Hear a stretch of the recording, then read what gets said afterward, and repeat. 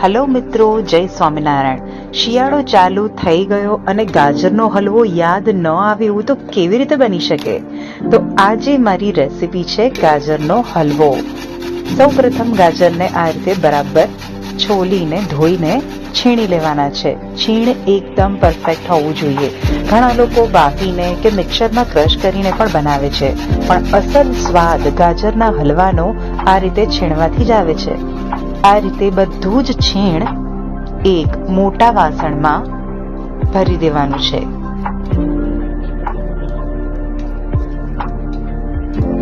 જોઈ રહ્યા છો ને, આ 1 કિલો ગાજર છે.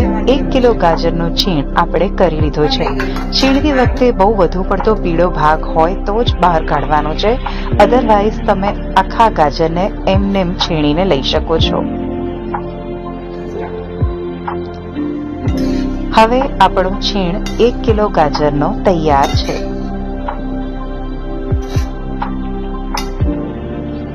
તેને ગેસ પર ધીમા તાપે ઘીમાં શેકીશું. તાપ એકદમ ધીમો રાખવાનો છે અને 1 કિલો ગાજર પ્રમાણે 2 મોટા ચમચા જેટલું ઘી એડ કરી દેવાનું છે. અહીં આપણે અમૂલનું દેશી શુદ્ધ ઘી વાપરી રહ્યા છે.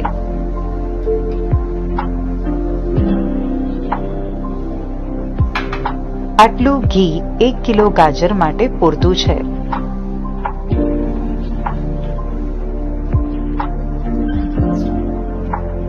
હવે આ મિશ્રણને બરાબર હલાવીને 5 થી 10 મિનિટ માટે શેકાવા દઈશું, ઢાંકીને એકદમ ધીમા તાપે. શેકાઈ રહ્યું છે મિશ્રણ ત્યાં સુધી આપણે બદામ, એલચી અને દ્રાક્ષની તૈયારી કરી લઈએ. બદામની કતરણ આ રીતે હાથ વડે ચપ્પાથી જ ઝીણી ઝીણી કાતરી લેવાની છે, લાંબી અને ઝીણી ઝીણી પાતળી, જેવી તમને વધુ ફાવે તેવી રીતે. દ્રાક્ષ મારા દીકરીને ભાવે છે, એના માટે આપણે નાખીશું. તમને ન ભાવતી હોય તો તમે એને સ્કીપ કરી શકો છો. હવે આવશે વાત એલચીની. તો એલચીને આ રીતે ફોલી લઈને હું પાટલી વેલણ વડે ક્રશ કરું છું. આ સૌથી સરળ રીત છે. જુઓ ને, કેટલો સરસ રીતે ભૂક્કો થઈ ગયો.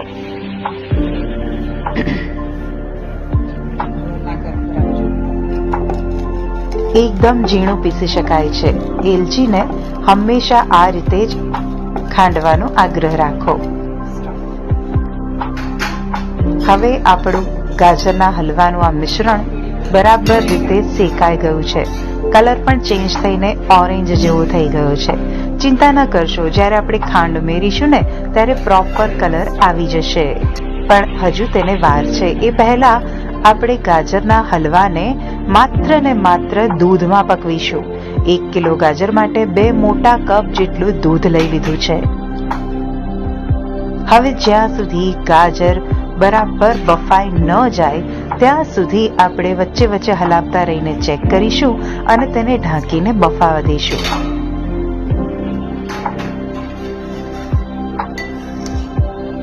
દૂધ નાખ્યા પછી 10 થી 15 મિનિટ જેવું થઈ ગયું છે અને દૂધનો ભાગ હજુ પણ છે. ગાજર હજુ પણ કાચા છે. ધીમા તાપે આ પ્રોસેસને થવા દઈશું. 1 કિલો ગાજરના હલવાને બનતા 1 કલાક જેટલો સમય મને ગયો છે. હું હંમેશા ધીમા તાપે બનાવવાનો જ આગ્રહ રાખું છું. હવે બધું જ દૂધ તમે જોઈ રહ્યા છો બળી ગયું છે અને હવે વારો છે તેમાં ગળપણ નાખવાનો. ગાજર આજે વધુ પડતા ગળ્યા નહોતા, એટલા માટે થોડી વધુ ખાંડ ગઈ. બાકી 1 કિલો ગાજરના હલવામાં 150 થી 200 ગ્રામ ખાંડ ઇનફ છે. ગાજરના કુદરતી ગળપણના હિસાબે તમારે ચાખીને ખાંડ નાખવાની છે. ખાંડનું પણ પાણી છૂટશે, તો જ્યાં સુધી ખાંડનું પાણી પણ ન બળી જાય અને ઘી છૂટું ન પડી જાય ત્યાં સુધી આપણે એને થવા દઈશું. તો જોઈ રહ્યા છો ને, પ્રોપર ગાજરના હલવાનો કલર આવી ગયો છે. તેમાં આપણે બધું જ બદામ, એલચી અને દ્રાક્ષ એડ કરી દીધું હતું દૂધ નાખ્યા બાદ તરત જ, અને મસ્ત મજાનો ગાજરનો હલવો બનીને તૈયાર છે. ધીમા તાપે જે હલવો બનાવ્યો છે ને, એનો સ્વાદ મોંમાં જઈને એકદમ ઓગળી જશે આ હલવો.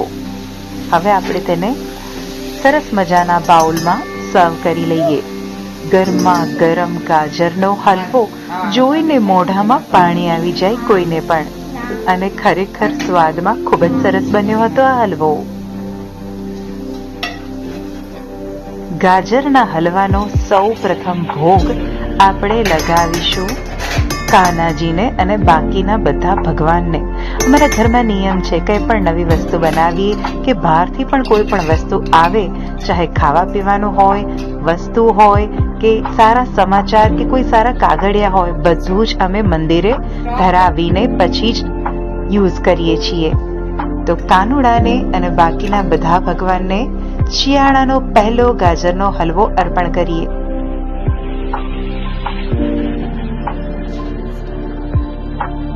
અને હવે અમારા માસ્ટર શેફ આરાધ્યા ચાખશે.